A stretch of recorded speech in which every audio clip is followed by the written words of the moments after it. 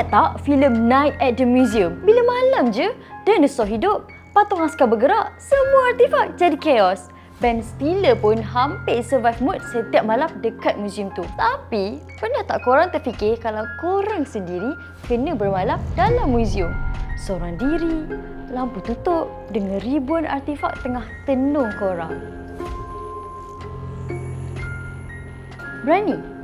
Saya okey je sebenarnya. Saya ni darah balawan kot.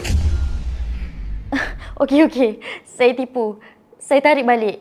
Tapi, tahu tak, Malaysia ada 232 muzium terdiri daripada muzium persekutuan, negeri, swasta sampailah muzium persendirian. Dan daripada jumlah tu, 22 muzium berada di bawah Jabatan Muzium Malaysia, agensi di bawah Kementerian Perpaduan Negara. Yang paling best, ramai Gen Z sebenarnya tak tahu Malaysia ada muzium yang memang rare. Dekat Sepang ada Muzium Automobil Nasional, simpan koleksi kereta vintage sejak tahun 1904 lagi. Dekat Labuan pula ada Muzium Marin Labuan, muzium marin pertama Malaysia dengan kisah kapal karam, batu karang dan hidupan laut. Dekat Kedah, Muzium Arkeologi Lembah Bujang simpan bukti tamadun perdagangan antarabangsa sejak abad ketiga Masihi. Dan dekat Melaka, Muzium Seni Bina Malaysia pula tunjuk keunikan seni bina dan identiti negara kita. Tapi sekarang, muzium dah bukan vibe tempat lawatan sekolah semata-mata. Muzium sekarang dah jadi ruang pengalaman interaktif, imersif dan lebih dekat dengan anak muda. Sebab tu,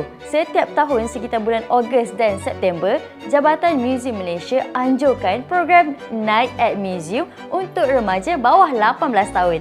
Jangan lupa daftarkan anak-anak anda nanti ya. Dan bermula tahun lepas, YB Datuk Aaron Agodagang, Menteri Perpaduan Negara, bawa satu dimensi baru, program bermalam di muzium khas untuk belia bawah 30 tahun. Yes, ini bukan movie, ini real dekat Malaysia. Sempena sambutan Minggu Perpaduan Zon Tengah 15 hingga 16 Mei 2026, Muzium Negara juga akan bawakan pengalaman paling rare untuk Gen Z. Bermalam di muzium, ala-ala Night at the Museum tapi versi Malaysia. Kali ni korang bukan datang ambil gambar lepas tu balik. Korang akan hidup dalam suasana muzium. Bayangkan, tengah malam dalam Muzium Negara, jalan dalam galeri sejarah, dengar kisah artifak lama, rasa sendiri aura warisan negara. Peserta juga akan sertai macam-macam aktiviti menarik, ilmu siapa kreator, kenal individu yang menjaga khazanah sejarah negara, konservasi artifak, belajar macam mana artifak berusia ratusan tahun dipelihara. Sebab bila anak muda kenal sejarah,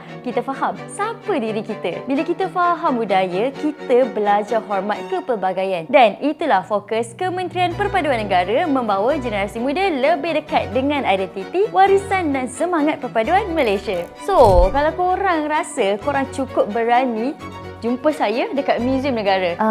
Tapi kalau patung bergerak tengah-tengah malam, janganlah tinggal saya seorang. Jangan risau kalau terlepas peluang mini akan ada lagi untuk bulan Ogos dan September.